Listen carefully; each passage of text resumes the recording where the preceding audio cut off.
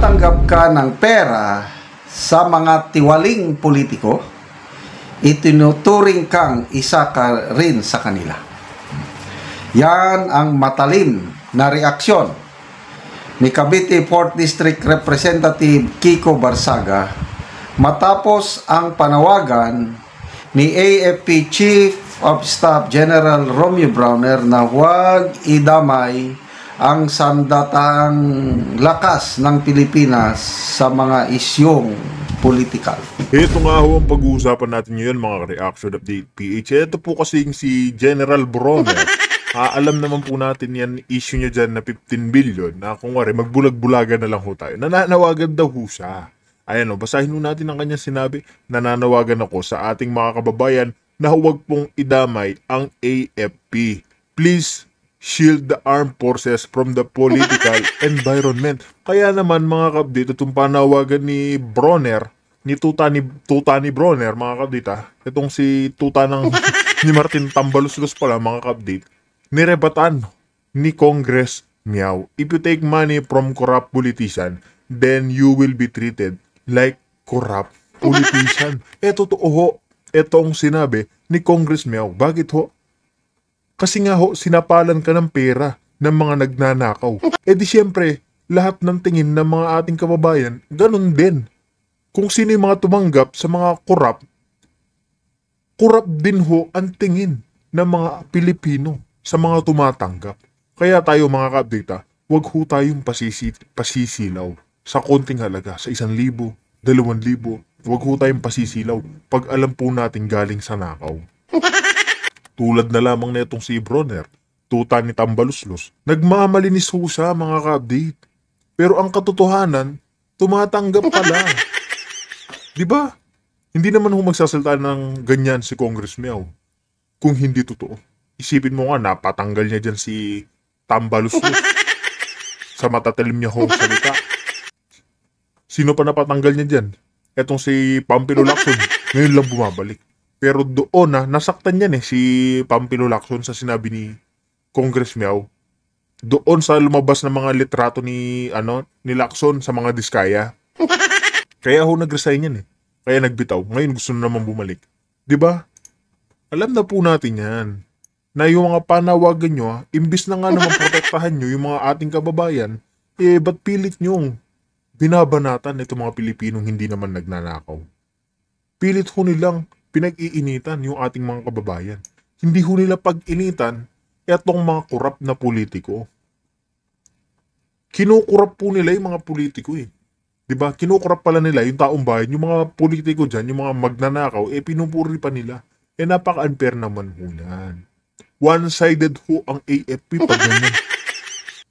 Napaka one-sided ho mga kabdi. Kaya ano po sa tingin nyo ang dapat gawin sa mga yan? Ano ho ang dapat nating tingin sa mga taong tumatanggap sa mga korap at magnanakaw na politiko? Natural ho, ang tingin ho natin, magnanakaw. Siyempre, automatic na ho yan, na kung ano ang ginagawa ng politikong sumapal ng pera sa'yo, natural, isa ka rin korap magnanakaw. Tatanggapin mo yun hindi naman sa inyo. Nilulustay nyo yung mga pera. Diba? Pera naman ng taong bayan yan. Mga buwis namin yun. Kung tutuusin na ang tawag ko dito, nailuklok lang naman yan sila Martin Romualdez kasi kagustuhan naman ng mga tao. Yung mga nababayaran ho nila. Kaya naipanalo yan. Isa pa, kaya matataas yung mga pwesto ng mga yan. Dahil din si George Garcia. Dahil naman po kay George Garcia, kaya nakaluklok yung mga yan. Diba? Lahat ho ng katiwalian mga kabdit nagsasama-sama ngayon. Pinag-iinitan ho nila yung taong bayan, yung mga estudyante, yung mga lumalaban sa gobyerno. Pero pag hindi ka lumalaban sa gobyerno, okay, tahimik sila. Diba? Pero oras na labanan mo sila, yung mga magnanakaw dyan, galit na galit ho yung mga yan. Diba? Kung hindi naman po galit yung mga yan, hindi naman magsasalita, hindi ipapahuli. May freedom of speech ka pero bawal ka magsalita. Parang wala rin ho tayong kalayaan. Nasa under dictatorship na ho tayo. Kaya mga kabdit, pakinggan na ho natin itong sinabi ni General's viewpoint patungkol nga dito kay Browner at na pagkasupalpal dito kay Congress Meow. Pero kung bago lang ho kayo sa ating channel, mga ka-update, isang like, isang share, isang subscribe lamang ho. Napakalaking tulong na ho niyan. Kaya mga ka-update, repta na ho tayo. Nanawagan ako sa ating mga kababayan na huwag pong idamay ang armed forces. Please shield the armed forces from the political environment. Yan po ang payag ng Chief of Staff. Sa inilabas na reaksyon ni Representative Kiko Barsaga, tinuligsa niya ang pahayag ni Browner at nagbigay ng paalala tungkol sa integridad ng mga nasa serbisyo. Ito yung actual post. If you take money from corrupt politicians, then you will be treated like corrupt politicians. Binigyang diin ng kanyang pahayag ang pananagutan ng bawat opisyal ng Estado, sibilyan man o militar, na manindigan sa tama, lalo na sa gitna ng mga aligasyon ng malawakang korupsyon na patuloy na binabantayan ng publiko. As of posting, wala pang komento o reaksyon mula kay AFP Chief General Browner hinggil sa pahayag ni Congressman Barsaga. Makikita ho natin kung paano manggipit etong admin ni Marcos Jr. Paano ho natin nasabi, mga ka-update? Unang-una sa lahat di ba, si Congress Meow nagsasalita ukol dyan sa mga korap na politiko. Isipin nyo ho, reservist ho yan. Dapat ho nilang respetuhin din. Pero ano ho ginawa nila kay Congress Meow? Tinanggal ho nila sa reservist ng pagkasundalo. Kumbaga, inalis ho siya sa pagiging sundalo at taga-reserve. Kasi yung mga yan, mga kapatid, malaking tulong din ho yan kung sakaling magkagulo. Meron ho tayong hihilaing mga tao o kasamahang sundalo na naka-ready. Alam nyo po ba, yung mga naka-ready kayang magipagbakbakan, pero siya ho, tinanggal ho siya sa pwesto. Kaya makikita ho natin yung panggigipit nila pag laban ka sa gobyerno ni Marcos Jr. Pero yung mga nagnanakaw ho dyan, wala hong makulong-kulong. Wala hong nakukulong sa mga korap na politiko. Yan po yung mahirap sa sitwasyon natin ngayon. Nakaasa pa rin ho tayong may makukulong, may mananagot, pero wala ho eh. Yung mastermind ho, naging state witness eh. Sinong iimbestigahan niya? Sinong ikukwento niya? Wala ho. Mababasura lang ho yan. Diba? Ibabasura lang ho yan, mga kapatid. Nakanganga pa rin tayo sa wala. Malala ko, before Christmas, 2023 ba, 24, na mix up na ko sa date. Yung tumawag si Speaker Martin Romualdez sa Chief of Staff. With video ito, pinalabas ba eh, nag-viral eh. Very proud ang Speaker of the House. Ibalita mo sa tropa, approve na ang increase ng kanilang subsistence allowance. We will support you all throughout. This is our commitment for the good of the troops. Yun, tuwan-tuwa naman si General Browner. Yes, sir. Yes, sir. Yes, sir. Before that, yung tawag na yon, nauna 17 AFP generals, admirals yung iba, basta mga star rank. 17. Nag-courtesy call sa office of the House Speaker, Martin Romualdez pa noon. First time po nangyari yon. Within my 34 years in the military service, hindi yun nangyari. Wala akong nabalitaan na ang aming mga general magpunta sa opisina ng Speaker of the House. I don't know bakit nila ginawa yun. Ang Speaker of the House wala sa chain of command. Ibig sabihin ng chain of command, huwag mo siyang laktawan o dito ka lang sa chain of command. From the President down to the Chief of Staff, from the Chief Staff, yung mga service commanders, and then commanders pababa. Yun ang chain of command. Nasaan ang Speaker of the House? Wala siya. Oh. So, Kailan nagsimula na politiko ang armed forces? Itong panahon ng administrasyong ito. Dahil sinisira nila ang chain of command. Anong pakialam ng Speaker of the House sa increase? Yun. Balita to. Pagdating ng January, wala pa yung increase. January, February, March.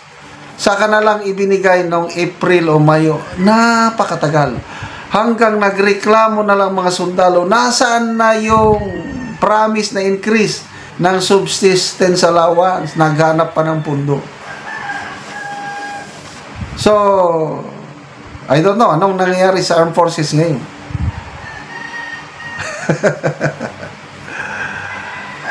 Nakakalungkot. Sana hindi na maulit yun. Yung makialam ang Speaker of the House. Parang siya, nag-aastang presidente. Nung kaupo pa lang ng administrasyon ito, first year pa lang ata.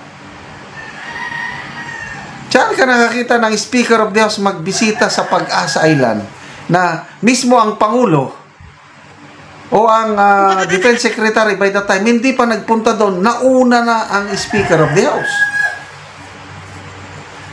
Anong pakialam ng Speaker of the House sa Pag-asa Island? So, yan po ang dating Speaker. Mabuti, wala na siya ngayon. Umaastang presidente. Siguro, nagpa-practice maging presidente. Ang presidente naman, wala naman siya lang ginagawa. Ganon-ganon lang. Sige na, pinsan. Sige, pinsan. Magpinsan yes, agree ako na dapat ang AP hindi madamay sa politika. Non-partisan ang loyalty ng AFP is Constitution, God, country, and people. Yun lang, hindi sa mga politiko. So, grabe itong Congressman Barsaga. Kung tatanggap ka ng pera mula sa mga tiwaling politiko, itinuturing ka ring tiwaling politiko. Ay, nako. Okay, magbasa tayo sa mga comments. John Peter Padilla, dapat pag may ganyan na nagiging national threat ng korupsyon, makialam na ang military. Huwag nang gawing alibay ang konstitusyon. Lupin III, di ba may lumabas na video kausap ni Romualdez si Browner sa telepono? Siya na raw bahala sa mga boys at tuwang-tuwa naman tong general. Ito yung sinasabi ko. Yes sir, tuwang-tuwa naman. Di na po politika. Boy Ponce, ituring ding tiwaling opisyal. Maso Yosida, may video, kaya di pwedeng magsinungaling. Ayun, yung video, tawagan nila Romualdez at saka Browner. Wala, hindi mo yan maalis sa isipan ng mga tao. Okay, salamat mga kaibigan sa inyong pagsubaybay sa ating channel. Nakakatulong kayo ng malaki sa tribong talandig ng Bukidnon. Republic of the Philippines, Office of the Ombudsman. Endorsement dated 16 September 2019.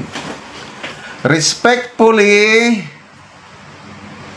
forwarded to Honorable Vicente C. Soto III, Senate President, Senate of the Philippines, Pasay City, the attached order dated 31 July 2019, which was approved on 13 September 2019 in Ombudsman number, parang resolution ito.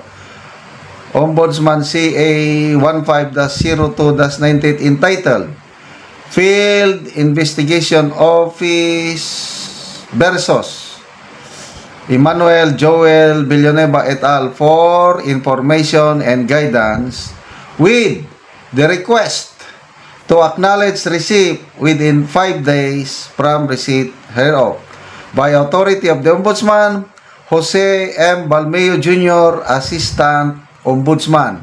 So, receive ng Senado September 17 na receive nila. So ito po yung reversal order ni Ombudsman Martires. Ni-reverse niya yung dismissal order ni Ombudsman Carpio Morales. Formal na transmit o in-endorse sa Senate. Ano yon? Secret ba yon? Di ba very clear evidence ito, resibo, na hindi isinikreto. Ang gusto kasi nila, ang gusto ni Boying, i-announce sa public daw. Bakit hindi alam ng publiko? Sabi naman ang paliwanag ni Ombudsman Martires, hindi lahat ng desisyon ng Supreme Court ina-announce sa publiko. Ganon din, hindi lahat ng desisyon ng Court of Appeals ipinapublish, inaano sa publiko. Ganon din dito sa Ombudsman, hindi namin trabaho yan na mag-announce sa publiko. Ang importante, itong desisyon na ito, pumasok po sa management system, computer management system ng Ombudsman. Ibig sabihin, alam ng lahat within the Ombudsman. Ang problema lang kasi, sa opisina ni Boying Rimulya, walang nag-research. Nagsalita kagad tungkol sa dismissal order ng former Ombudsman Conchita Morales. Ang alam niya, yun pa rin. Kung nag-research lang muna sila, sabi niya, susulatan niya si Senator Soto para i-enforce yung dismissal order. Kung nagtanong muna at makikita sa record ng Senate na na-receive nila September 17, 2019, na meron ng reversal order ni Ombudsman Martires, di nalaman nila. O ngayon, sinasabing secret. So, with this resibo, di ba, lalo silang napahiya. Yung sinasabing secret order. Klaro na. So, anong hirit ng Ombudsman? I-review daw niya yung dismissal order na yan. Sige, come on, review. May nasama rin na bakit na-reverse yung dismissal order. Number one, yung pirma ni Congressman Joel Villanueva, it was found out by the National Bureau of Investigation na pineke, forged ang pirma. Ito, mas mabigat. Yung pundong question, I think 10 million PDAF. It was released to a party list na ang pangalan is Buhay Party List. Yun ang narilisan ng 10 million. Sinasabi, dinispal ko, kinurakot ni Joel Villanueva. Tanong, si Joel Villanueva ba ay representative ng Buhay Party List? The answer is no. Si Joel Villanueva, party list representative ng SIBAC. So, paano siya ngayon paparusahan sa isang pundo na hindi niya nahawakan? Yung pundo na kini-question na i-release sa Buhay Party List, dapat ang kasuhan nila kung sino yung representative ng Buhay Party List. Ganon lang yan po, kaano.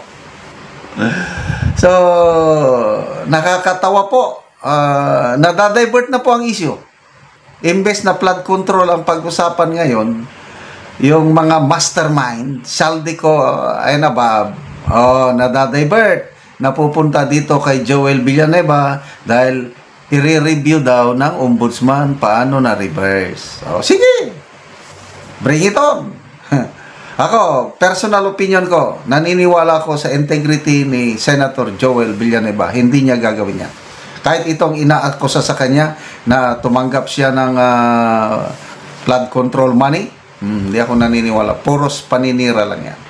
Okay, salamat mga kaibigan sa inyong pagsubaybay sa ating channel. Nakakatulong kayo ng malaki sa Tribong Talandig.